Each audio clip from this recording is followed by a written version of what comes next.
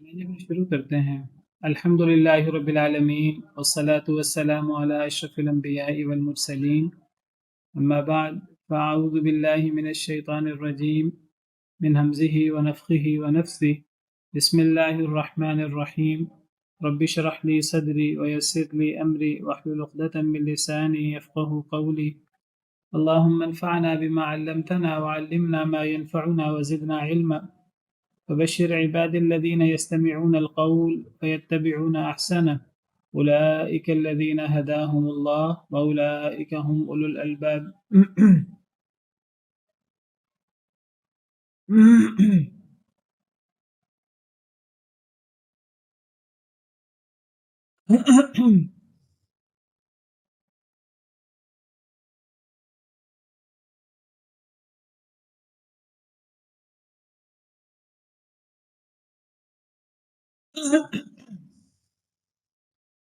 ويجعلون لما لا يعلمون نصيبا مما رزقناهم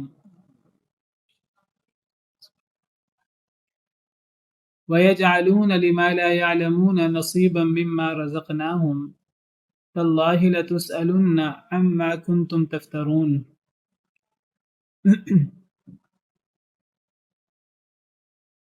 اس آیت کریمہ یہ ہم نے کل آیت کریمہ پڑھی تھی، آپ میں سے کون اس کا ترجمہ کرے گا؟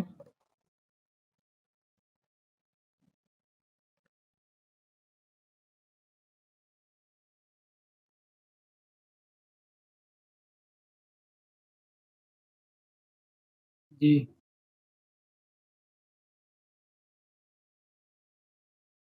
کوئی اس کا ترجمہ کر دے اس آیت کریمہ کا۔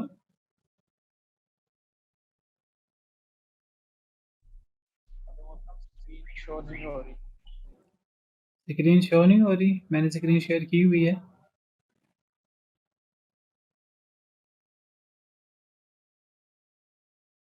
جی باقیوں کو اسکرین نظر آ رہی ہے کہ نہیں؟ السلام علیکم ورحمۃ اللہ وبرکاتہ۔ آ رہی ہے؟ جی کروں ترجمہ؟ آپ میں سے کوئی ترجمہ کر دے اس کا۔ جی اعوذ باللہ من الشیطان الرجیم۔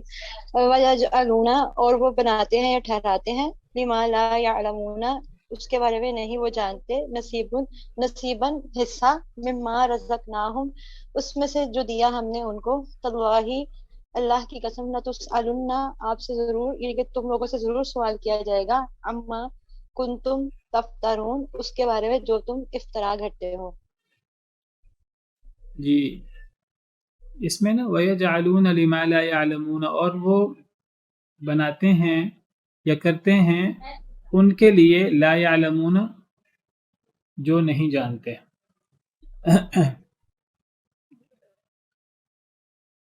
نصیباً ایک حصہ، مما رزقناہم اس سے جو ہم نے انہیں رزق دیا۔ اب وَيَجْعَلُونَ اور وہ بناتے ہیں، یعنی مشرکین کی بات ہو رہی ہے، مشرکین بناتے ہیں ان کے لیے جو نہیں جانتے۔ لا يعلمون کا فاعل کون ہے؟ کون نہیں جانتے؟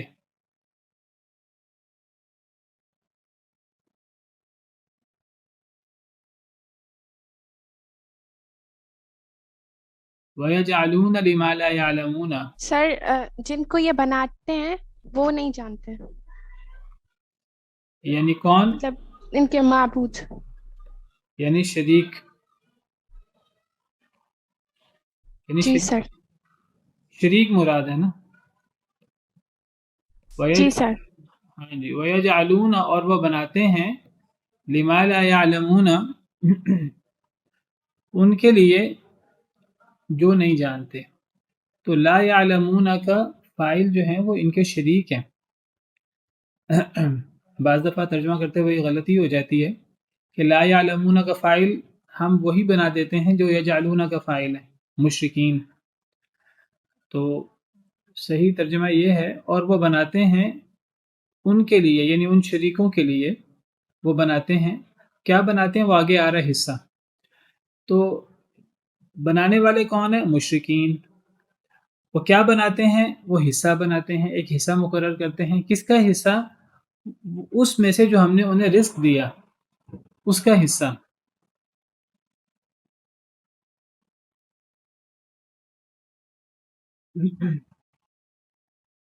جی میری بات سمجھ آ رہی ہے آپ کو؟ جی سر. جی تو یعلمون کا فاعل ہم نے بنانا ہے شریکوں کو، مشرکوں کو نہیں بنانا. اور وہ بناتے ہیں یعنی مشرکین بناتے ہیں لما لا یعلمون ان لوگوں کے لیے یعنی ان شریکوں کے لیے لا یعلمون جو خود کچھ نہیں جانتے. نصیباً ایک حصہ، یہ نصیباً یہ مفعول ہے یجعلون کا، یعنی مشرکین بناتے ہیں ایک حصہ جو اللہ نے انہیں رزق دیا اس میں سے ایک حصہ مقرر کر دیتے ہیں. کن کے لیے؟ اپنے شریکوں کے لیے. وہ شریک جو خود کچھ نہیں جانتے ان شریکوں کے لیے وہ ایک حصہ اس میں سے جو اللہ نے انہیں رزق دیا وہ مقرر کرتے ہیں. کیا مطلب؟ مطلب یہ ہے کہ اپنے مال کا ایک حصہ اپنے شریکوں کا قرب حاصل کرنے کے لیے وہ اپنے مال کا ایک حصہ یعنی جس کو اب نظر نیاز کہتے ہیں وہ بناتے ہیں. حالانکہ یہ عبادت کی ایک صورت ہے. یہ نظر و نیاز جو ہے یہ کیوں دی جاتی ہے، کس کو دی جاتی ہے؟ نظر و نیاز اصل میں ان لوگوں کو دی جاتی ہے کہ اصل میں تو یہ معبود کا حق ہوتا ہے، یعنی جس کے بارے میں ہم یہ سمجھیں کہ وہ نفع نقصان کا مالک ہے. تو اگر ہم اس کے لیے اپنے مال کا ایک حصہ، ایک بھینٹ، ایک ذبح کریں گے کسی جانور کو، یہاں اپنے مال کا کوئی حصہ اس کے لیے مقرر کر دیں گے تو وہ کیا کرے گا؟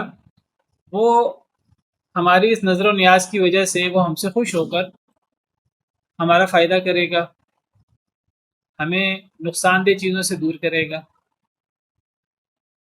تو نظر و نیاز اپنے مال کا ایک حصہ، وہ مال جو اللہ نے دیا ہے وہ مال کا حصہ کس کو دیا جا سکتا ہے؟ وہ مال کا حصہ اللہ کو ہی دیا جا سکتا ہے.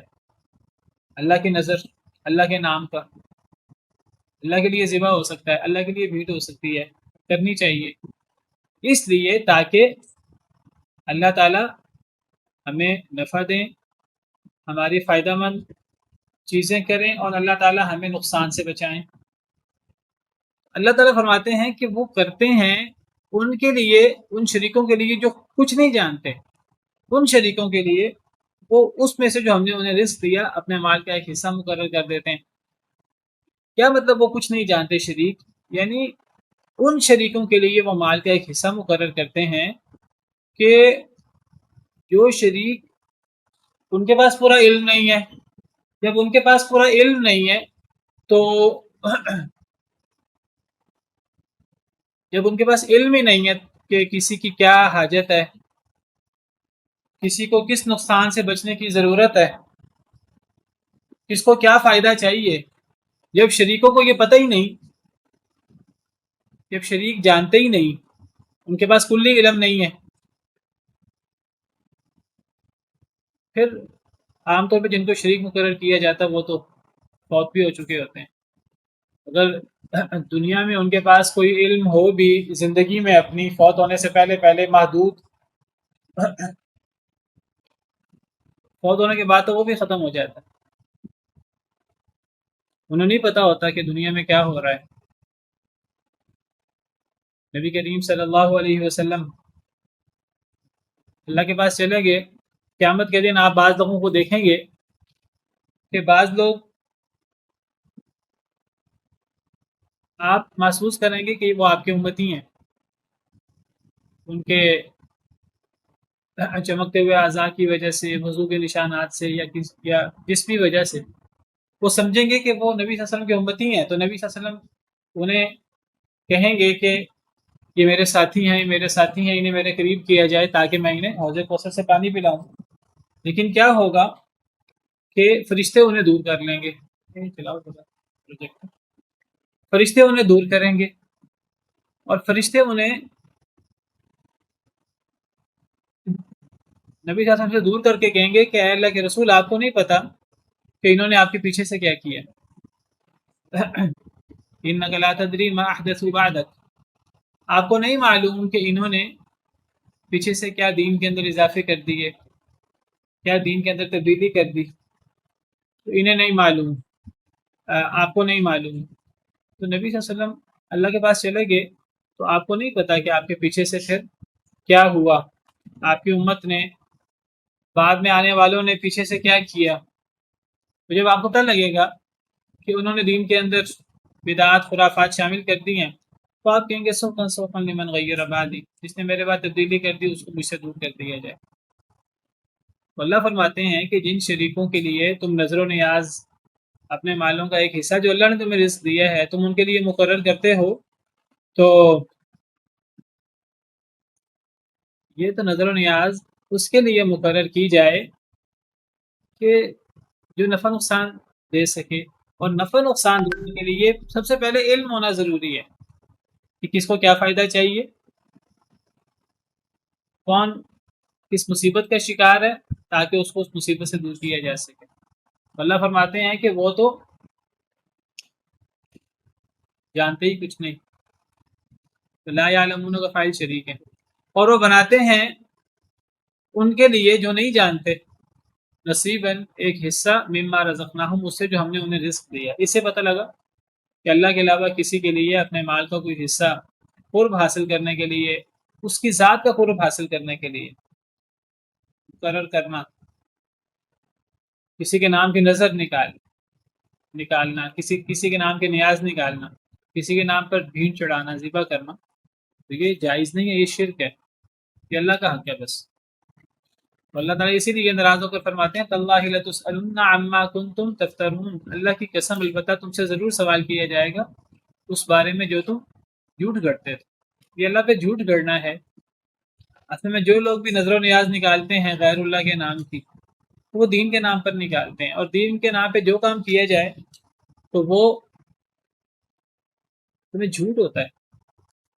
دین کے نام پر اگر نظر و نیاز نکالی جائے گی اور اس کے لیے دلائل دیے جائیں گے دین کے نام پر، تو مطلب کیا ہوگا؟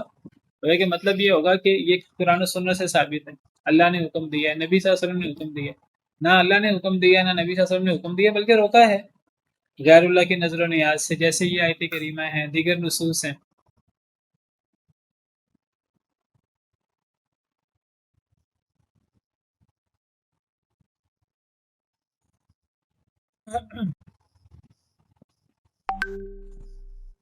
وَيَجْعَلُونَ لِلَّهِ الْبَنَاتِ سُبْحَانَهُ وَلَهُم مَّا يَشْتَهُونَ. وَيَجْعَلُونَ، اور وہ بناتے ہیں، للہ اللہ کے لیے، البناتی بیٹیاں، البناتی جمع ہے بنت کی، وہ بناتے ہیں اللہ کے لیے بیٹیاں، سبحانہ، وہ پاک ہے اس سے، یعنی اللہ پاک ہے اس سے، وَلَهُم مَّا يَشْتَهُونَ، اور ان کے لیے جو وہ چاہیں.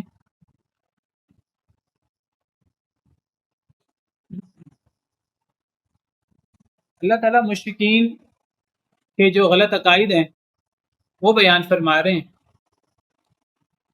مشرکین کے غلط عقائد اور مشرکین کے جو شبہات تھے اللہ وہ بیان فرما کر ان کا رد کر رہے ہیں. سوال یہ ہے کہ مشرکین مکہ کے جو غلط عقائد تھے تو نبی کریم صلی اللہ علیہ وسلم نے اپنے دور میں قرآن کریم کی آیات آپ پر اترتی تھیں اور آپ مشرکین کے عقائد کا رد کرتے تھے. ہمیں ان آیات کو پڑھنے کی کیا ضرورت ہے؟ ہمیں مشرکین کے عقائد پڑھنے کی کیا ضرورت ہے؟ ہمیں مشرکین کے عقائد، آج مشرکین 1500 سال پہلے تھے مشرکین مکہ، ہمیں ان عقائد کو پڑھنے کی کہ مشرکین کے یہ عقائد تھے اور ان عقائد کا یہ رد ہے، ہمیں یہ جاننے کی کیا ضرورت ہے؟ یہ پیچھے لوگوں کے قصے نہیں ہیں. یہ بھی ہو سکتا ہے کہ اللہ کو پتہ تھا کہ آنے والے دور میں پھر دوبارہ مشرکین والے کام.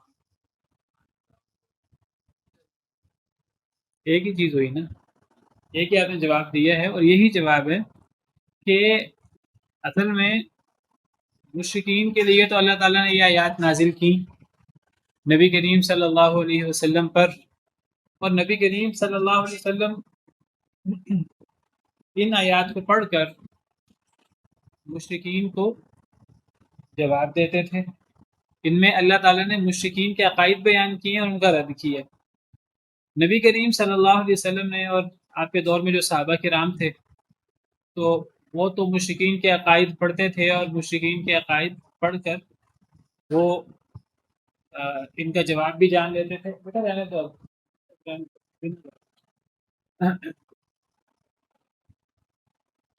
آج ہمیں یا بعد والے لوگوں کو یہ آیات پڑھ کر اور یہ ان کے جوابات پڑھ جاننے کی کیا ضرورت ہے، کیا فائدہ ہے؟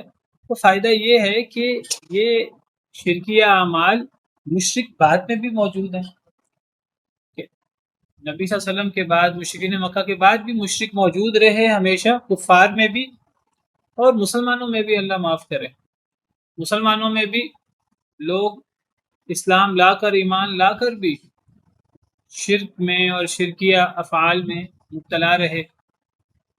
تو ہمیں پتہ ہو کہ مشرکین کے عقائد کیا تھے مشرکین مکہ کے، اور اللہ تعالیٰ نے کیسے رد کیا، اور یہی عقائد اگر آج کے لوگوں کے ہوں ان کا رد کیسے کیا جائے گا. بیٹا لائٹ بند کر دو.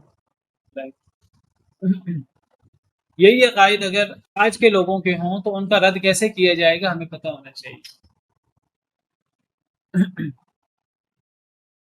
اللہ کے علاوہ کسی کے لیے نظر و نیاز مقرر کرنا یہ مشرکین مکہ مقرر کرتے تھے.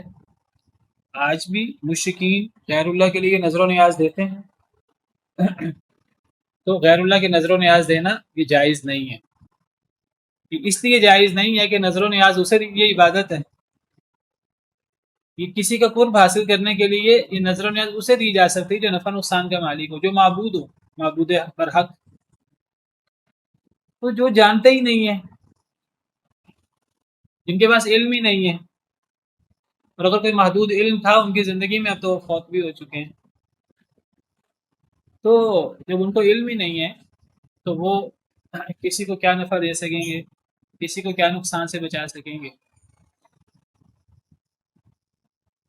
تو ان عقائد کے لوگ آج بھی موجود ہیں، مشرکوں میں، غیر مسلمین میں بھی اور مسلمانوں میں بھی. تو ان کا رد ان سے ہوتا ہے. اور جو لوگ قرآن کریم پڑھتے ہیں اور قرآن کریم پر ایمان رکھتے ہیں تو وہ قرآن کریم پڑھ کر اپنی اصلاح کرتے ہیں اللہ سے ڈرنے والے. باقی کچھ ایسے بھی ہیں، اللہ معاف کرے، کہ وہ شرک و بدعات میں موجود ہیں، قرآن کریم پڑھتے بھی ہیں لیکن قرآن کریم پڑھ کر سمجھتے ہی نہیں ہیں. برکت کے لیے قرآن پڑھتے رہتے ہیں اور قرآن میں انہی کا رد ہو رہا ہوتا ہے اور وہ اپنی اصلاح ہی نہیں کرتے. تو بہرحال ہمیں قرآن کریم پڑھنا بھی چاہیے برکت کے لیے بھی، اور قرآن کریم میں غور و فکر اور تدبر بھی کرنا چاہیے. قرآن کریم جس کا رد کر رہا ہے تو ہمیں اب خود بھی اپنی اصلاح کرنی ہے، اور اگر ہم کچھ لوگوں کو دیکھیں کہ وہ ان برے عقائد میں مبتلا ہیں تو ہمیں ان کے شبہات کو بھی دور کرنا ہے اور ہمیں ان کی اصلاح بھی کرنی ہے. وَيَجْعَلُونَ لِلَّهِ الْبَنَاتِ سُبْحَانَهُ، اور وہ بناتے ہیں اللہ کے لیے بیٹیاں. مشرکین اللہ کے لیے بیٹیاں مقرر کرتے ہیں. سبحانہ، اللہ پاک ہے اس سے. وَلَهُمْ مَا يَشْتَهُونَ، اور ان کے لیے جو وہ چاہیں. یشتہون اشتہا سے ہے، چاہنا. اللہ کے لیے وہ بیٹیاں بناتے ہیں حالانکہ اللہ پاک ہے بیٹیوں سے.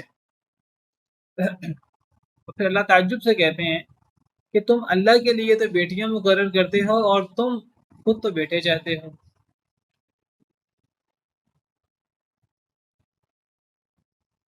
تو ایک تو اللہ نے رد کیا ہے مشرکین کے عقائد کا کہ وہ ایک تو مشرکین اللہ کے ساتھ شرک کرتے ہیں. اللہ کے لیے بیٹیاں مقرر کرنا یا اولاد مقرر کرنا یہ بھی یاد رکھیے بدترین شرک ہے. اللہ کے لیے اولاد مقرر کرنا، اللہ تعالیٰ فرماتے ہیں یہ اللہ کے لیے گالی ہے. قرآن کریم کا مطالعہ کریں تو قرآن کریم میں شدید رد کرتے ہیں اللہ ان لوگوں کا جو اللہ کی اولاد مقرر کرتے ہیں. اللہ فرماتے ہیں اللہ کے لیے اولاد مقرر کرنا چھوٹی بات نہیں ہے، بہت بڑی بات ہے. وقالوا اتخذ الرحمن ولدا، انہوں نے کہا، سورہ مریم میں اللہ فرماتے ہیں انہوں نے کہا کہ اللہ نے اولاد پکڑی. اللہ فرماتے ہیں لقد جئتم شیئا ادا، البتہ تحقیق تم بہت بڑی بات کو آئے ہو، تم نے بہت بڑا دعویٰ کر دیا ہے، تمہیں اندازہ ہی نہیں کہ تم نے کتنی ہولناک، کتنی خوفناک بات کی ہے. تکاد السماوات یتفطرن منه وتنشق الارض وتخر الجبال هدا، قریب ہے کہ آسمان پھٹ پڑیں، زمین شک ہو جائے، پہاڑ ریزہ ریزہ ہو جائیں۔ آسمان و زمین اور پہاڑ بڑی بڑی مخلوقات، اتنی بڑی بات ہے اللہ کے لیے اولاد مقرر کرنا، اتنی بڑی بات ہے کہ آسمان قریب ہے پھٹ پڑے، زمین قریب ہے کہ شک ہو جائے، پہاڑ قریب ہے کہ وہ ریزہ ریزہ ہو کر گر پڑیں۔ کیوں؟ ان دعوا للرحمن ولدا، کہ انہوں نے اللہ کے لیے اولاد مقرر کی۔ وما ينبغي للرحمن ان يتخذ ولدا، رحمان کے یہ لائق نہیں ہے کہ وہ اولاد پکڑے۔ اللہ کے لیے اولاد مقرر کرنا یہ اللہ کے لیے گالی ہے، یہ بہت خوفناک بات ہے، بہت ہولناک بات ہے۔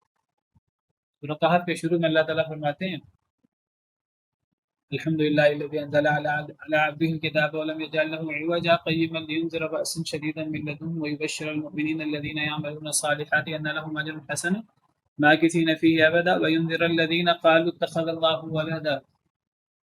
اللہ نے قرآن اس لیے نازل کیا ہے تاکہ وہ ڈرائے ان لوگوں کو جنہوں نے کہا کہ اللہ نے اولاد پکڑی ہے۔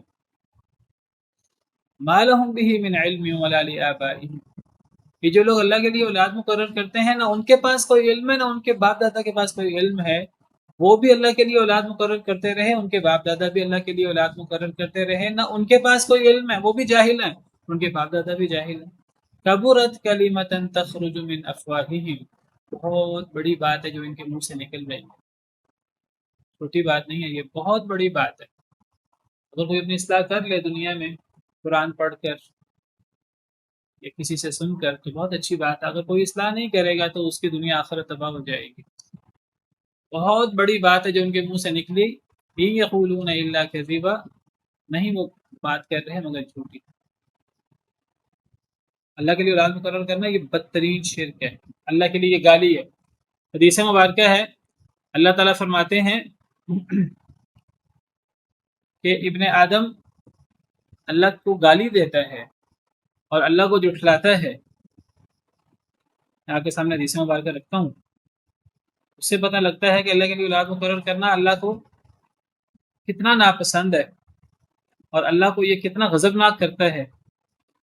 تو اللہ فرماتے ہیں، صحیح بخاری کی حدیث ہے، نبی صلی اللہ علیہ وسلم نے فرمایا شتمنی ابن آدم وما ينبغي له ان يشتمنی، آدم کا بیٹا مجھے گالی نکالتا ہے اور اس کو لائق نہیں تھا کہ مجھے گالی نکالے، یعنی ایک مخلوق اپنے خالق کو گالی نکالے، یہ مخلوق کو کیسے روا ہو سکتا ہے۔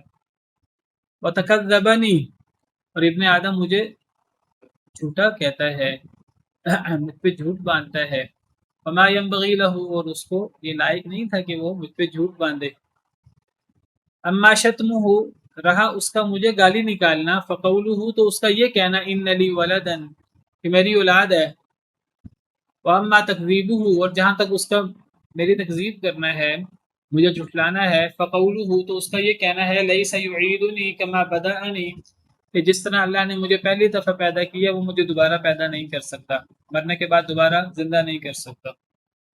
تو اللہ کے لیے اولاد مقرر کرنا یہ اللہ کو گالی نکالنے کے مترادف ہے، اور بعث بعد الموت کا، مرنے کے بعد کی زندگی کا انکار کرنا یہ اللہ کی تکذیب کے مترادف ہے۔ دونوں چیزیں اللہ کو شدید ناپسند ہیں، اللہ کو ناراض کرتی ہیں۔ اللہ کے لیے اولاد مقرر کرنا اللہ کے لیے گالی ہے۔ اللہ کے لیے اولاد مقرر کرنا اللہ کے لیے گالی کیوں ہے؟ جی استاد، جی جی میں یہ بتا رہی تھی کہ جب اولاد مان لیا تو اولاد باپ کا حصہ ہوتا ہے نا، جی جی اسی میں سے ہوتا ہے، تو وہ پھر وہ شریک ہو جائے گا، اور پھر وہ ہم یہ سمجھے کہ جو باپ کے پاس ہے وہ بیٹے میں، جو بیٹے کے باپ میں، تو وہ نقص آ جائے گی اللہ تعالیٰ کی ذات میں، نعوذ باللہ، اور وہ شرک ہو جائے گا۔ جی بالکل ٹھیک ہے۔ اصل میں اللہ کے لیے اولاد مقرر کرنا اللہ کو اس لیے اتنا برا لگتا ہے کہ یہ بدترین شرک ہے۔ کیسے بدترین شرک ہے کہ اولاد وجود کا حصہ ہوتی ہے، جگر کا ٹکڑا ہوتی ہے۔ انسان کی اولاد یا کسی بھی مخلوق کی اولاد، یعنی ہر مخلوق کی اولاد بڑی ہو کر اس سے ایسی بنتی ہے۔ انسان کی اولاد انسان ہوتی ہے، جنوں کی اولاد جن ہوتی ہے، حیوانوں کی اولاد حیوان ہوتی ہے، جو جس کی اولاد ہو وہ ویسی ہی ہوتی ہے۔ اللہ معاف کرے، اگر اللہ کی اولاد ہو، خالق کی اولاد ہو، معبود کی اولاد ہو تو وہ معبود ہی ہوگی۔ کامل کی اولاد وہ کامل ہی ہوگی، تو یہ اللہ کا ہمسر ہو جائے گا اور اللہ کے ساتھ اللہ جیسے شریک ہو جائے گا۔ نمبر 1 تو یہ شرک ہے، اور یہ بدترین شرک ہے۔ کیسے بدترین شرک ہے؟ اس کے اندر اللہ رب العالمین کی بہت بڑی توہین بھی ہے۔ ایک تو شرک کے اندر بھی اللہ کی توہین ہے کہ اللہ کے ساتھ کوئی ایسی ذات اللہ کے برابر کر دی جائے تو یہ اللہ کی توہین ہے۔ اللہ کے برابر کوئی مخلوق نہیں ہے۔ اللہ کے برابر جو بھی اللہ کے علاوہ ہر چیز مخلوق ہے، جو بھی اللہ کے برابر کیا جائے گا یا تو اس مخلوق کی ذات میں غلو کر کے اسے اللہ کے برابر بنایا جائے گا، یہ بھی اللہ کی توہین ہے، یا اللہ کو نیچے کر کے اس ناقص ذات کے برابر کیا جائے گا، یہ بھی اللہ کی توہین ہے۔ دوسری اس میں اللہ کی توہین بہت بڑی اولاد میں یہ ہے کہ اولاد بڑھاپے کا سہارا ہوتی ہے۔ اولاد انسان کمزور ہو جاتا ہے تو انسان چاہتا ہے کہ میری اولاد میرا سہارا بنے، تو اللہ کی دی اولاد، کیا کوئی اللہ کا بھی جانشین ہوگا؟ نعوذ باللہ من ذالک۔ کیا اللہ کو بھی کمزوری آتی ہے؟ کیا اللہ کو بھی کسی کی ضرورت ہوتی ہے؟ تو بدترین شرک ہے اللہ کے لیے اولاد مقرر کرنا۔ جی مس افشین۔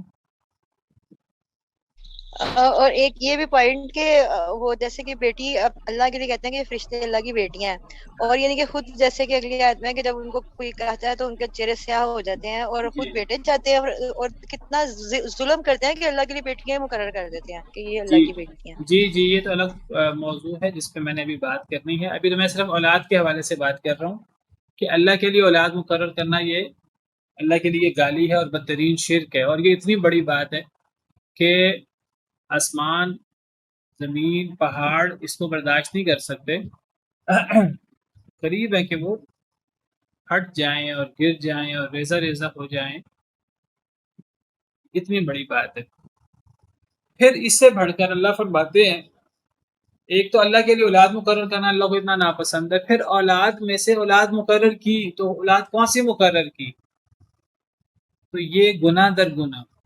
اولاد مقرر بھی کی تو بیٹیاں مقرر کی، بھئی بیٹیاں تو تم خود پسند نہیں کرتے اپنے لیے، اس لیے اللہ تعالیٰ طنز کرتے ہوئے اور اللہ تعالیٰ ناراضگی کا اظہار کرتے ہوئے فرماتے ہیں کہ اللہ کے لیے بیٹیاں، اللہ اس سے پاک ہے بیٹیوں سے، اور ان کے لیے جو وہ چاہیں، یعنی مشرکین مکہ وہ بیٹے چاہتے تھے، بیٹیاں ہو جاتی تھی تو وہ زندہ درگور کر دیتے تھے، بیٹیاں ہو جاتی تھی تو وہ سمجھتے تھے ہم تو معاشرے کے اندر ذلیل ہو کے رہ گئے ہیں، وہ بیٹیاں ہوتی تھی تو چہرہ سیاہ ہو جاتا تھا، جیسے آگے آ رہا ہے وَإِذَا بُشِّرَ أَحَدُهُمْ بِالْأُنثَىٰ، اور جب بشارت دی جاتی تھی ان میں سے کسی ایک کو لڑکی کی، ظَلَّ وَجْهُهُ مُسْوَدًّا، ہو جاتا تھا اس کا چہرہ سیاہ، وَهُوَ كَظِيمٌ، اور وہ غم سے بھر جاتا تھا۔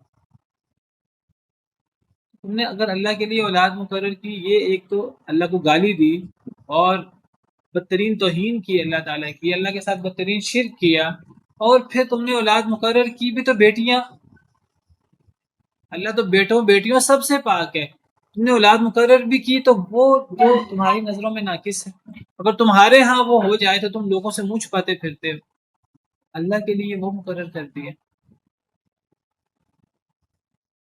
اب یہاں ایک سوال پیدا ہوتا ہے کہ کیا بیٹیاں منحوس ہیں؟ نعوذ باللہ من ذالک۔ اللہ فرماتے ہیں اگر اللہ کے لیے مقرر کی تو بیٹیاں مقرر کی، اور خود تم بیٹے چاہتے ہو، تو کیا بیٹیاں پسندیدہ نہیں ہیں؟ کیا بیٹوں کو پسند کرنا چاہیے؟ کیا بیٹے بیٹیوں میں یہاں بیٹیوں کی توہین نہیں ہو رہی؟ ان کے ہاں عرف میں ایسا تھا نا، نہیں، وہ ان کے اللہ تعالیٰ ان کے حساب سے بات کر رہے ہیں کہ تم لوگوں کے یعنی کہ یہ پسند اور ناپسند ہے، اللہ تعالیٰ ان کا بتا رہے ہیں کہ جب ان کو کہا جاتا ہے، اللہ کے نزدیک ایسا نہیں ہے، نہ وہ منحوس ہے اور نہ ہی وہ ناپسندیدہ ہے۔ ہاں جی بالکل ٹھیک۔ اور سر اس سے وہ جو کی جی نعوذ باللہ، اور اس سے وہ معبود کی نعوذ باللہ یعنی تو ویلیو جو ہے اس کو کم کر رہا ہے یہ کہہ کر۔ جی اصل میں یہاں اللہ تعالیٰ نے دو باتوں کا رد کیا، ایک تو اللہ کی اولاد کا، اللہ کی اولاد مقرر کرنے کا، وہ تو اس کا تو رد ہوتا ہی ہوتا ہے، لیکن اللہ تعالیٰ کہتے ہیں کہ دیکھو یہ بدبخت کہ نہ صرف یہ کہ اللہ کی اولاد مقرر کرتے ہیں، بلکہ اللہ کے لیے اولاد بھی وہ مقرر کرتے ہیں کہ جو اپنے لیے پسند نہیں کرتے.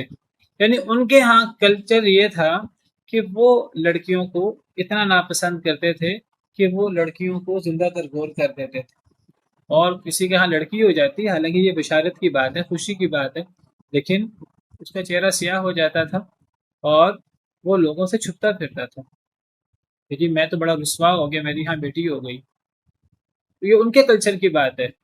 تو اللہ تعالیٰ کہتے ہیں کہ تمہارے ہاں ایک چیز کم تر تو تم اپنے خالق کے لیے، اپنے معبود کے لیے، وہ جو جس کو تم اپنے ہاں کم تر سمجھتے ہو، اللہ کے ہاں وہ کم تر نہیں ہے. اللہ کے ہاں تو کئی دفعہ بیٹیاں بیٹوں سے بڑھ جاتی ہیں. اللہ تعالیٰ نے حضرت مریم کی والدہ، انہوں نے اللہ سے نظر مانی کہ اللہ میری اولاد ہوگی تو میں اس کو آپ کے نام آزاد کر دوں گی، آپ کے نام وقف کر دوں گی.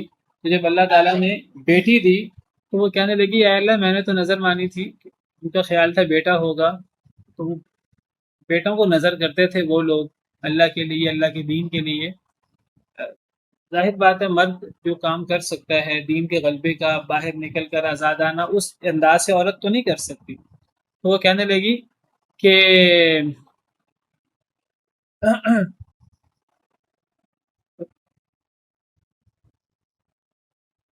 تو وہ کہنے لگی کہ فلما وضعتها قالت ربی انی وضعتها انثى. جب انہوں نے جنا تو وہ کہنے لگی اے اللہ میں نے تو لڑکی کو جنا ہے، یعنی اے اللہ میں نے تو آپ کے دین کے لیے وقف کرنے کی بات کی تھی، یہ تو لڑکی ہو گئی ہے. تو اللہ نے کیا فرمایا واللہ اعلم بما وضعت، اللہ زیادہ جانتے تھے کہ انہوں نے کیا جنا. ولیس الذکر کالانثى، لڑکا لڑکی کی طرح نہیں ہوتا. یعنی یہاں لڑکا لڑکی کی طرح نہیں تھا. اللہ نے ان کی بات اتنی اچھی طریقے سے قبول کی، ان کی نظر، کہ اللہ نے اس کو اتنے اچھے طریقے سے قبول کیا. فتقبلها ربها بقبول حسن، اللہ نے بہت اچھے طریقے سے ان کی اس جذبے کو اور ان کی اس نظر کو قبول کیا. جو اللہ نے کام لینا تھا پھر ان سے، اب اللہ کی اپنی حکمت تھی، اللہ نے تو ان کی نیت پہچان لی اور اللہ نے قبول کر لیا. اب اللہ نے تو اپنے انداز سے، اللہ کی حکمت بالغہ یہ تھی کہ اب لڑکی ہو اور اس لڑکی سے وہ نبی پیدا ہو حضرت عیسیٰ جو اپنی مثال آپ ہیں، جن کو اللہ تعالیٰ بڑی بڑی نشانیاں دیں گے. حضرت مریم کو بھی اللہ نے نشانی بنا دیا اور حضرت عیسیٰ ان کے بیٹے کو بھی اللہ نے نشانی بنا دیا، اور ایسی نشانی بنایا کہ قیامت تک ان کی طرح کوئی بیٹا پیدا نہیں ہوا بغیر باپ کے. اور پھر حضرت عیسیٰ علیہ السلام کی جو اولو العزم رسولوں میں سے ہیں، جلیل القدر پیغمبر ہیں، اور جو دیگر اللہ نے بڑی بڑی نشانیاں دی. وآتینا عیسیٰ ابن مریم البینات. تو اللہ نے حضرت مریم کو بھی اتنا بہتر طریقے سے قبول کیا. حضرت مریم کی والدہ جن کا نام حنا تھا، ان کی اس نظر کو اللہ نے اتنا بہترین طریقے سے قبول کیا کہ ان کی بیٹی حضرت مریم اور حضرت عیسیٰ ان کے نواسے حضرت عیسیٰ دونوں کو نشانی بنا دیا. وجعلنا ابن مریم وامہ آیۃ. سورہ مومنون میں اللہ فرماتے ہیں ہم نے ابن مریم کو بھی، یعنی حضرت عیسیٰ بن مریم کو بھی اور ان کی ماں کو بھی، دونوں کو نشانی بنا دی. تو اللہ نے وہاں حضرت مریم سے وہ کام لیا جو لڑکے سے بھی نہیں لیا.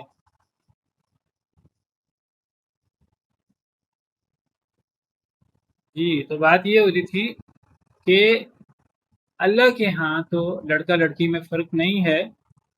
ان کے ہاں انہوں نے جو اپنے ہاں تقسیم کر رکھی تھی، اللہ ان کے حوالے سے بیان فرما رہے ہیں کہ ایک تو تم نے اللہ کے لیے اولاد مقرر کی جو بدترین شرک ہے اور اللہ کو بہت ناراض کرنے والی چیز ہے اور اللہ کے لیے گالی ہے.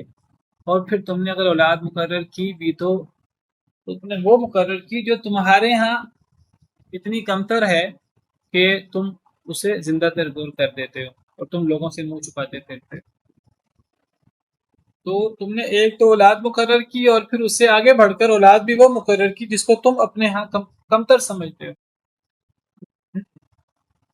یہ بالکل ایسے ہے جیسے اللہ تعالیٰ 8ویں پارے میں، ابھی ہم نے کچھ دیر پہلے نظر کی بات پڑھی کہ مشرکین نظر مانتے تھے غیر اللہ کے لیے، اور میں نے ذکر کیا غیر اللہ کی نظر یہ شرک ہے، کیونکہ یہ عبادت ہے. کسی کا تقرب حاصل کرنے کے لیے اللہ کے دیے ہوئے مال سے کچھ حصہ اس کے لیے مقرر کرنا، یہ صرف اللہ کے لیے مقرر کر سکتے ہیں اللہ کا قرب حاصل کرنے کے لیے. کسی اور کے نام کی نظر، کسی اور کے نام کا ذبح نہیں ہو سکتا، کسی اور کے نام کے لیے جانور وقف نہیں ہو سکتے، زمین وقف نہیں ہو سکتی، اپنے مال کا کچھ حصہ وقف نہیں ہو سکتا. اللہ کے لیے ہو سکتا ہے، لیکن اب مشرکین کیا کرتے تھے؟ مشرکین وہاں بھی یہی کام کرتے تھے، نظر میں بھی۔ ایک تو وہ اللہ تعالیٰ 8ویں پارے میں فرماتے ہیں وَجَعَلُوا لِلَّهِ مِمَّا ذَرَأَ مِنَ الْحَرْثِ وَالْأَنْعَامِ نَصِيبًا فَقَالُوا هَذَا لِلَّهِ بِزَعْمِهِمْ وَهَذَا لِشُرَكَائِنَا، تو کیا کرتے تھے؟ وَجَعَلُوا لِلَّهِ مِمَّا ذَرَأَ، انہوں نے اللہ کے لیے بنایا اس چیز سے جو اللہ نے پیدا کیا، انہوں نے اللہ کے لیے اس جو اللہ نے پیدا کیا، من الحرث والانعام، کھیتی اور جانور، اللہ نے ہر چیز پیدا کی ہے، کھیتیاں بھی اللہ نے پیدا کی ہیں، جانور بھی اللہ نے پیدا کیے ہیں۔ تو لوگوں نے اللہ نے جو پیدا کیا تھا، کھیتی اور جانور جو لوگوں کو اللہ نے دیے، تو لوگوں نے ان جو اللہ نے پیدا کیا تھا کھیتی اور جانور، ان میں سے اللہ کا حصہ مقرر کر دیا، نظر اللہ کے نام کی، تو ٹھیک ہے، لیکن اصل بات آگے ہے وَجَعَلُوا لِلَّهِ مِمَّا ذَرَأَ مِنَ الْحَرْثِ وَالْأَنْعَامِ نَصِيبًا فَقَالُوا هَذَا لِلَّهِ بِزَعْمِهِمْ، انہوں نے کہا اپنے گمان کے مطابق یہ اللہ کا حصہ ہے، وَهَذَا لِشُرَكَائِنَا، اور یہ حصہ ہمارے شریکوں کا ہے۔ انہوں نے اپنی کھیتیوں اور اپنے جانوروں میں سے کچھ حصہ اللہ کے لیے مقرر کیا اور کچھ حصہ اپنے شریکوں کے لیے مقرر کیا۔ تو یہ جو عبادت کی ایک صورت تھی نظر، یہ انہوں نے کچھ اللہ کے لیے مقرر کر دی، کچھ اپنے شریکوں کے لیے مقرر کر دی، تو کیا خرابی لازم آئی؟ شرک کر دیا۔ عبادت کی وہ صورت جو اللہ کے لیے خاص ہونی چاہیے تھی، انہوں نے اس عبادت کی صورت میں اپنی کھیتی اور اپنے جانوروں میں سے اللہ کا حصہ بھی رکھا اور مشرکین کا حصہ بھی رکھا۔ لیکن پھر آگے بڑھ کر ایک تو یہ شرک کیا، بدترین شرک، پھر اس سے آگے بڑھ کر کیا کیا؟ فما كان لشركائهم فلا يصل الى الله وما كان لله فهو يصل الى شركائهم ساء ما يحكمون۔ اس سے بڑھ کر وہ کیا ظلم کرتے تھے؟ ظلم در ظلم کیا کرتے تھے کہ اگر جو پرسنٹیج مقرر کرتے تھے اپنے مال کا، مثال کے طور پر آپ سمجھیے کہ انہوں نے اپنے ہاں حساب لگایا ہوا تھا کہ اپنے مال کا 10% حصہ وہ ہم نظر نکالیں گے، تو پہلے تو اس 10% میں اللہ کا حصہ بھی نکالتے تھے اور مشرکین کا حصہ بھی نکالتے تھے، تو وہ جو عبادت کی صورت ہے اس میں اللہ کے ساتھ اپنے شریکوں کو بھی شریک کر دیتے۔ پھر ظلم کیا کرتے؟ مزید ظلم در ظلم، کہ اگر وہ کم ہو جاتا تو اللہ کے حصے میں کمی کر دیتے، شریکوں کے حصے میں کمی نہ کرتے۔ اللہ کے حصہ کم ہو جاتا تو اللہ کا حصہ نکال کر شریکوں کو پورا کر دیتے، اللہ کے حصے میں کمی کر دیتے۔ فما كان لشركائهم فلا يصل الى الله، جو ان کے شریکوں کا حصہ تھا وہ اللہ کو نہیں پہنچتا تھا۔ وما كان لله فهو يصل الى شركائهم، جو ان کے شریکوں کا حصہ، جو اللہ کا حصہ تھا، وہ شریکوں کو پہنچ جاتا تھا۔ یعنی اگر ایک شخص نے رکھا ہوا ہے کہ میں نے 1 لاکھ اللہ کے لیے نکالنا ہے، 1 لاکھ درباروں کے لیے نکالنا ہے، تو اگر وہ 1 لاکھ 2 لاکھ نکالنا تھا اس نے نظر اللہ کے لیے بھی اور درگاہوں کے لیے بھی اور بتوں کے لیے بھی، شرک ہو گیا ایک تو۔ اگر وہ 2 لاکھ کی بجائے ایکسپیکٹڈ تھا 2 لاکھ منافع ہوگا تو 2 لاکھ میں نکالوں گا، جب کم ہو گیا 1 لاکھ رہ گیا یا 1.5 لاکھ رہ گیا، تو اللہ کا جو درگاہوں کا حصہ تھا بتوں کا، وہ تو 1 لاکھ ہی رہتا، اللہ کا حصہ 50,000 کرتا، اللہ کے حصے میں کمی کر دیتا، بتوں کے حصے میں کمی نہ کرتا۔ یہ ہے ظلم در ظلم۔ یہاں بھی وہی چیز ہے، ایک تو اللہ کے لیے اولاد مقرر کی، یہ بدترین شرک ہے، اللہ کے لیے گالی ہے۔ پھر اولاد بھی وہ مقرر کی کہ اگر ان کے ہاں یہ پیدا ہو جائے تو وہ اسے زندہ درگور کرنے کو تیار ہوتے ہیں۔ تو یہ اللہ فرماتے ہیں انہوں نے بنائی، اور وہ بناتے ہیں اللہ کے لیے بیٹیاں، حالانکہ اللہ پاک ہے، اللہ بیٹیوں سے بھی پاک ہے، اللہ تو بیٹوں سے بھی پاک ہے۔ وَلَهُم مَا يَشْتَهُونَ، اور ان کے لیے وہ جو وہ چاہیں، یعنی بیٹے۔ وَإِذَا بُشِّرَ أَحَدُهُمْ بِالْأُنثَىٰ ظَلَّ وَجْهُهُ مُسْوَدًّا وَهُوَ كَظِيمٌ، اور جب بشارت دی جاتی ہے ان میں سے کسی ایک کو لڑکی کی تو ہو جاتا ہے ظل، یہ ضاد سے نہیں ہے، یہ ضا سے ہے۔ اگر ضاد سے ہو ظل تو اس کا مطلب ہوتا ہے گمراہ ہو جانا، لیکن یہ ضا سے ہے، ضا سے ظل ہو تو اس کا مطلب ہو جانا ہوتا ہے، ہو جانا۔ ظل وجہہ، ہو جاتا ہے اس کا چہرہ، مسودن، سیاہ، وہو کظیم، اور وہ غم سے بھر جاتا ہے۔ اللہ فرماتے ہیں اللہ کے لیے وہ بیٹیاں مقرر کی کہ اگر تمہارے ہاں بیٹی ہو جائے تو تمہارا چہرہ سیاہ ہو جاتا ہے اور تم غم زدہ ہو جاتے ہو، اللہ کے لیے تم نے بیٹیاں مقرر کر دی۔ یتوارا من القوم من سوء ما بشر به، وہ چھپتا پھرتا ہے پوری قوم سے، من سوء ما بشر به، اس برائی سے جو اس کو بشارت دی گئی۔ اس کے نزدیک وہ برائی ہے، اس کے نزدیک وہ عذاب ہے، اس کے نزدیک وہ مصیبت ہے، اور وہ اس مصیبت پوری بشارت اور اس مصیبت کو سن کر وہ لوگوں سے منہ چھپاتا پھرتا ہے، اللہ کے لیے تم نے وہ مقرر کیا۔ ایمسکہ علی ہون، کیا وہ اسے روک کے رکھے رسوائی پر، ام یدسہ فی التراب، یا وہ اسے گاڑ دے زمین میں۔ اب اسے لوگوں کو اگر لڑکی کی بشارت ملے، جو اللہ کے لیے وہ مقرر کر رہے ہیں، وہ فرشتوں کو اللہ کی بیٹیاں کہتے ہیں، لوگوں کو اگر لڑکی کی بشارت ملے، ایک تو چہرہ سیاہ ہو جاتا تھا، غم سے بھر جاتا تھا، لوگوں سے منہ چھپاتا پھرتا تھا۔ اب وہ یہ سوچتا تھا کیا تو میری رسوائی ہو گئی ہے، میری بیٹی ہو گئی ہے، اب میں اس رسوائی کو برقرار رکھوں اور پوری زندگی اب رسوائی سہوں، یا میں اس لڑکی کو زمین میں گاڑ۔ اتنا بدترین سمجھتے تھے لڑکیوں کو، اللہ کے لیے یہ مقرر کیا۔ یہ ان کا کلچر ہے، غلط کلچر، بدترین کلچر، اللہ معاف کرے۔ مسلمان کہلانے والوں کے ہاں بھی آج آپ دیکھیے لڑکا لڑکی میں فرق کرتے ہیں، حالانکہ یہ مشرکین کے اللہ تعالیٰ بات کرتے ہیں۔ اسلام نے آ کر کیسے بیٹیوں کو فضیلت دی اور بیٹیوں کو مقام دیا، وراثت میں حصہ دیا۔ نبی کریم صلی اللہ علیہ وسلم کو اللہ نے بیٹیاں دی، اور نبی کریم صلی اللہ علیہ وسلم بیٹیوں سے محبت کرتے تھے، اور آپ نے فرمایا کہ جو بیٹیوں کی پرورش کرے، 3 بیٹیوں کی، تو وہ بیٹیاں اس کے لیے جہنم سے آڑ بن جائیں گی، جہنم سے پردہ بن جائیں گی۔ صحابہ نے پوچھا اگر 2 بیٹیوں کی کفالت کرے، آپ نے فرمایا 2 بیٹیوں کی بھی کوئی کفالت کرے اچھے طریقے سے، لڑکوں کو ان پر ترجیح نہ دے، تو وہ 2 بیٹیاں اس کے لیے قیامت کے دن جہنم سے ڈھال بن جائیں۔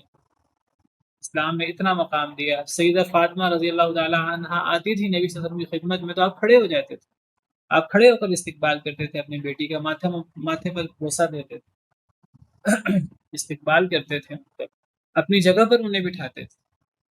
آپ نے کس طرح جو ہے وہ بیٹیوں کو اور عورتوں کو آپ نے مقام دیا، اسلام نے مقام دیا۔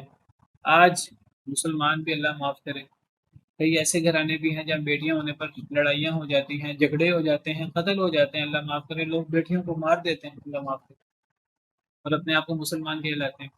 بہرحال مشرکین کے ہاں ایک تو شرک کرتے تھے، اللہ کی اولاد مقرر کرتے تھے، پھر اللہ کے لیے بیٹیاں مقرر کرتے تھے، اور ان کے ہاں بیٹی کی یہ صورتحال تھی۔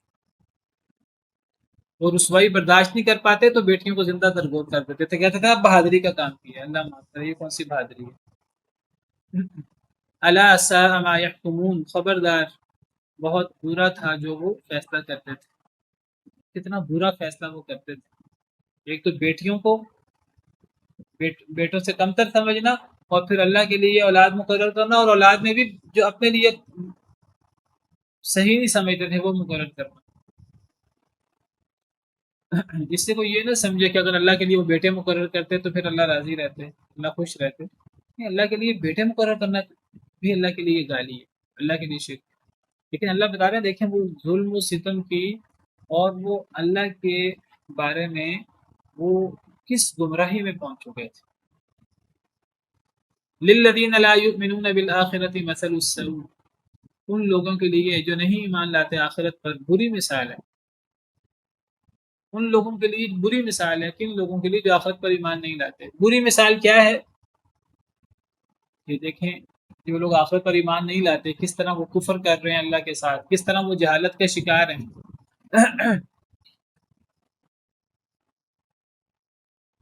ان کے لیے بری مثال ہے۔ وَلِلَّهِ الْمَثَلُ الْأَعْلَىٰ، اور اللہ کے لیے بلند ترین مثال ہے۔ یعنی کیا مطلب؟ یعنی اللہ تعالیٰ فرماتے ہیں کہ اللہ کو اپنی طرح تو نہ سمجھو، اللہ تو خالق کائنات ہے، اللہ تعالیٰ تو اتنے عظیم ہیں کہ اس کائنات کی جو سب سے بڑی مخلوق ہے عرش، وہ عرش دیکھیے زمین کتنی بڑی ہے، اور یہ آسمان کتنا بڑا ہے۔ زمین تو آسمان کے مقابلے میں کوئی حیثیت نہیں رکھتی، ذرہ کے برابر بھی نہیں ہے زمین آسمان کے پہلے آسمان کے مقابلے میں۔ جتنی بھی اب تک کائنات ڈسکور ہوئی ہے، جتنی بھی یہ زمین ہمارے سولر سسٹم کا ایک حصہ ہے، اور ہمارا سولر سسٹم، ہماری جو کہکشاں ہے، گلیکسی ہے ہماری، ہمارا سولر سسٹم ہماری گلیکسی کے اربوں کھربوں ستاروں میں سے ایک ستارہ ہے، سورج سن۔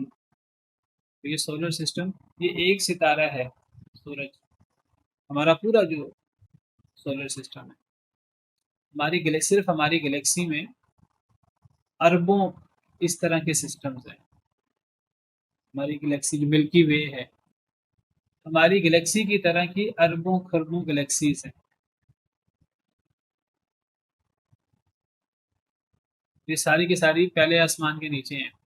پہلا آسمان کتنا بڑا ہے، ہماری زمین پہلے آسمان کے مقابلے میں ذرے کی حیثیت نہیں رکھتی. اور پہلا آسمان کے اوپر دوسرا آسمان وہ اس سے بڑا ہے، پھر تیسرا آسمان وہ اس سے بڑا ہے، پھر چوتھا، پھر پانچواں، پھر چھٹا، پھر ساتواں، پھر یہ ساتوں آسمان یہ اللہ کی کرسی ساتوں آسمانوں کو گھیرے ہوئے ہے. وسیع کرسیہ السماوات والارض. اللہ کی کرسی اس کا اور ساتوں آسمانوں کا اتنا فرق ہے، جیسے ایک بہت بڑے صحرا میں چھوٹا سا چھلا ہو تو ساتوں آسمانوں کی یہ حیثیت ہے اللہ کی کرسی کے سامنے. اللہ کی کرسی اتنی عظیم ہے ہم تصور نہیں کر سکتے. اللہ کی کرسی ساتوں آسمانوں کے مقابلے میں اتنی بڑی، جیسے ایک بڑے صحرا کے اندر چھوٹا سا چھلا ہو. اور اللہ کے عرش کے سامنے کرسی کی یہ حیثیت ہے. اور اللہ عرش عظیم کا بھی رب ہے. اس اللہ کا عرش بہت قیمتی اور بہت بڑی مخلوق ہے. اللہ تعالیٰ اللہ اس عرش کے اوپر ہے، جیسے اللہ کی شان کو لائق ہے، اور اللہ اس کے بھی رب ہیں. اللہ لا الہ الا هو رب العرش العظیم. وہ عرش عظیم کا بھی رب ہے اللہ رب العالمین. تو اس اللہ کو یہ انسان جنہیں اللہ نے پیدا کیا ہے، یہ ناقص ترین انسان کس طرح اللہ رب العالمین کی جو اللہ رب العالمین ہے، وَلَهُ الْكِبْرِيَاءُ فِي السَّمَاوَاتِ وَالْأَرْضِ، آسمان و زمین میں جس کی کبریائی ہے. ساتوں آسمان قیامت کے دن اللہ رب العالمین کے دائیں ہاتھ کے لپٹے ہوں گے، زمینیں اللہ رب العالمین کی مٹھی میں ہوں گی. وَالْأَرْضُ جَمِيعًا قَبْضَتُهُ يَوْمَ الْقِيَامَةِ وَالسَّمَاوَاتُ مَطْوِيَّاتٌ بِيَمِينِهِ.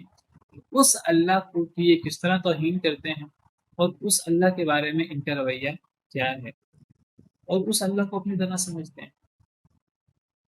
ان کے لیے بری ترین مثال ہے، اللہ کے لیے اعلیٰ ترین مثال. اللہ کے لیے اعلیٰ ترین صفات ہیں، ان کے لیے بری صفات ہیں، ان کے لیے ناقص صفات ہیں. یہ عاجز ہیں. اللہ رب العالمین عاجز نہیں ہے ان کی طرح کہ اللہ رب العالمین اولاد کے محتاج. یہ ناقص ہیں، جاہل ہیں، کافر ہیں. اللہ رب العالمین میں یہ صفات نہیں ہیں. تو جو لوگ آخرت میں ایمان نہیں رکھتے ان کے لیے بری مثال ہے. ایک تو ان کے کام بھی برے ہیں، اور ایک ان کی صفات بھی ناقص ہیں. اللہ کے لیے تو اعلیٰ ترین مثالیں ہیں. اللہ صفات کمال کے مالک ہیں. اللہ میں کوئی عجز نہیں ہے، اللہ میں کوئی کمی نہیں ہے. اللہ ہر قسم کے عیب سے اور ہر قسم کے کفر و شرک سے پاک ہے. وَهُوَ الْعَزِيزُ الْحَكِيمُ، اور وہ بہت ہی غالب اور بہت ہی حکمت والے ہیں. وَلَوْ يُؤَاخِذُ اللَّهُ النَّاسَ بِظُلْمِهِمْ مَا تَرَكَ عَلَيْهَا مِنْ دَابَّةٍ. اور اگر اللہ مواخذہ کریں لوگوں کا ان کے ظلم کی وجہ سے، کہ اللہ کتنے بڑے ہیں مخلوق کے مقابلے میں، اس کے باوجود اگر مخلوق اللہ رب العالمین کی توہین کرے اور اللہ رب العالمین کو گالی نکالے اور اللہ رب العالمین کی تکذیب کرے اور اللہ رب العالمین کا کفر کرے، انکار کرے، اللہ رب العالمین اتنے عظیم ہیں کہ اللہ رب العالمین کے ایک حکم کا انکار کسی کو جہنم میں لے جانے کا باعث بن سکتا ہے، کیونکہ وہ کسی عام شخصیت کے حکم سے انکار نہیں کر رہا، وہ اللہ رب العالمین کے حکم سے انکار کر رہا ہے.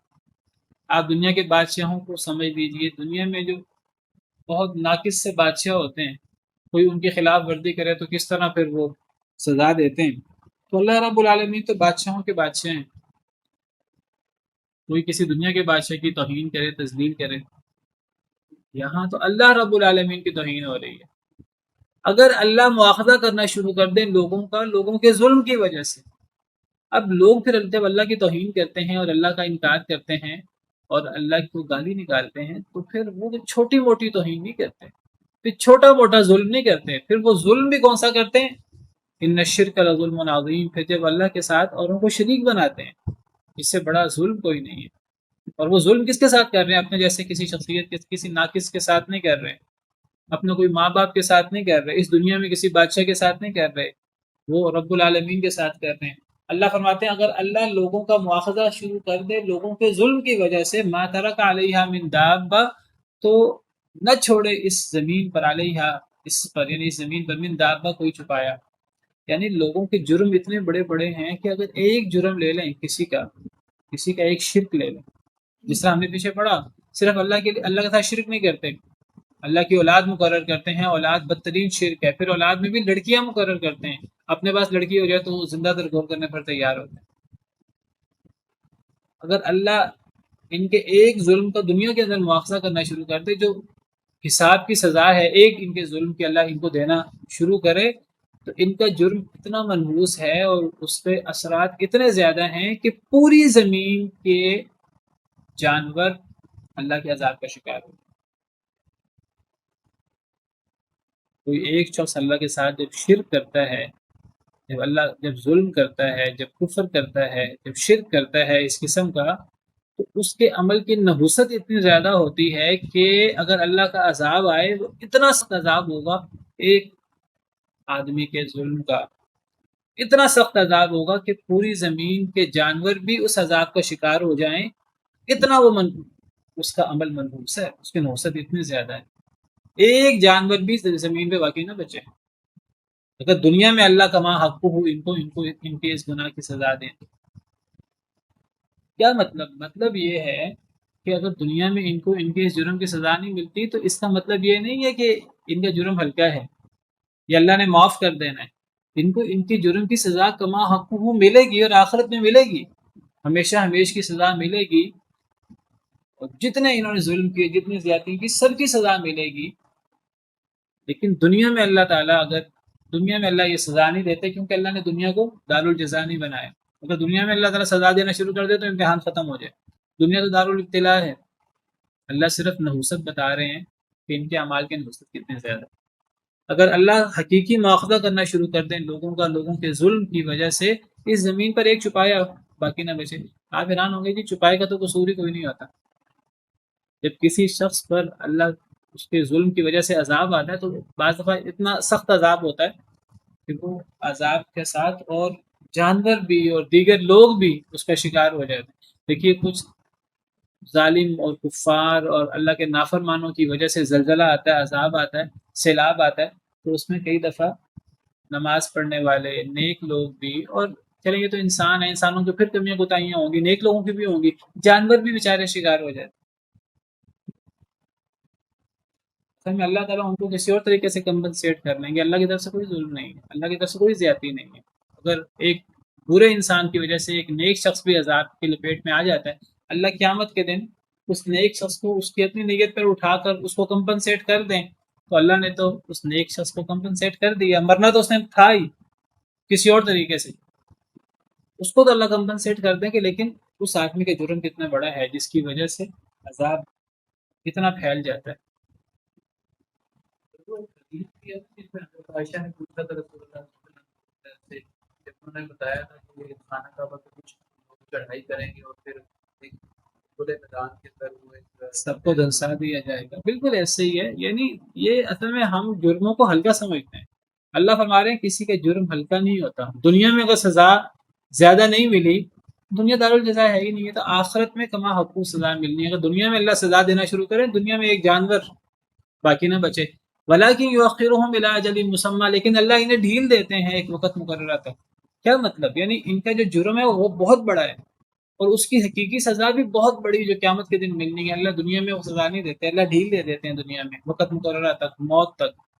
یہ اللہ کی رحمت ہے، اللہ وقفہ دے دیتے ہیں، مہلت دے دیتے ہیں۔ فَإِذَا جَاءَ أَجَلُهُمْ، بس جب آ جائے گی ان کی مدت، ان کی جب موت کا وقت آ جائے گا، بعض دفعہ اللہ کوئی سزا نہیں دیتے دنیا میں، موت تک اللہ ڈھیل دے دیتے ہیں، لیکن جب ان کی مدت آ جائے گی، جب موت کا وقت آ جائے گا، لا يستأخرون ساعة ولا يستقدمون، پھر نہ وہ لیٹ کریں گے ایک گھڑی، اور نہ وہ ایک گھڑی پہلے کریں گے۔ اگر ان کی موت کا وقت نہیں آیا، اللہ نے کسی کو 50 سال کی مہلت دینی ہے، اس کی تقدیر میں اللہ نے لکھا ہے، تو اللہ 50 سال تک مہلت دے دیتے ہیں۔ 50 سال تک مہلت دینے کا مطلب یہ نہیں کہ اس کا جرم کوئی نہیں ہے، تو اللہ تعالیٰ نے مہلت دی ہے۔ پھر جب مہلت ختم ہو جاتی ہے، پھر وہ ایک لمحہ بھی لیٹ نہیں ہو سکتی، نہ ایک لمحہ جلدی ہو سکتی ہے، نہ ایک لمحہ لیٹ ہو سکتی ہے۔ اسی پر بس کرتے ہیں۔ سبحان ربک رب العزت عما یصفون وسلام علی المرسلین والحمد للہ۔